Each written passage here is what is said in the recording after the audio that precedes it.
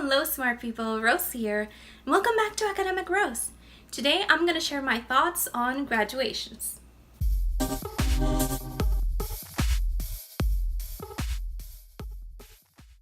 Not long ago, I went to my brother's graduation from the UPRM or El Colegio at Maya West, and it reminded me of how I feel towards graduations. So let me explain myself. For my bachelor's and my master's graduation, I decided not to attend to them. And previously, my high school graduation, I really didn't want to go, but my parents made me go because they wanted to go to the ceremony, and so we went. But for my 9th grade graduation, I do remember that I was really excited to go to that graduation because I was graduating with honors and I knew I had the medals for most of the classes I was taking, and I was thinking in my head that I was gonna get the Excellence Cup. But during the ceremony, let me make the long story short, they never called my name and it was a surprise to me, but everything went along. The ceremony ended, and by the end of the mini party we had, a teacher came to me and said like, "Oh, I'm so sorry, we forgot to call your name during the ceremony. Here are your medals or your awards." And they were given to me in a box, and that kind of spoiled the experience of graduations for me. I believe that moment literally made me feel like no matter my effort, no matter my sacrifice for getting those awards, I was never properly recognized for them. They were handed to me in a box, and that was it. End of story.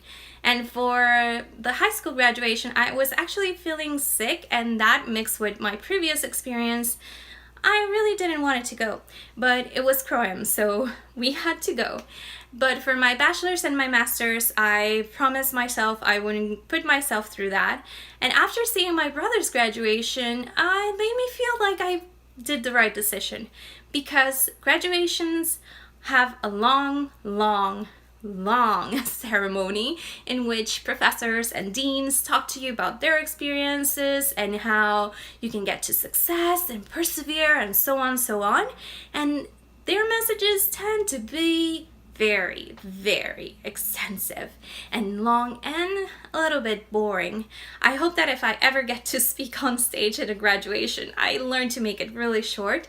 And of course, I know there's an exception if you have a really cool invited speaker at your graduation, like Steve Jobs, for example. Or even for my brother's graduation, they had Alain Monsong at the stage talking to them and sprinkling a little bit of that perseverance and that experience that no one had ever gone through after Hurricane Maria, and how they still got to graduate from their bachelor's. Nonetheless, during that graduation, something similar happened to my brother. So when they were calling his name, they totally changed his name. So instead of calling Jose Carlos Santa, they called it Jose Carlos Gomez. And those are little things that ruined the experience, in addition to the uncomfortable sitting, the long hours, and the wait, and you don't get to take a really good picture as your family from way up or way far from where you're sitting, trying to capture the moment. I believe that we're better off just hiring a professional photographer and taking nice pictures with our graduation gowns.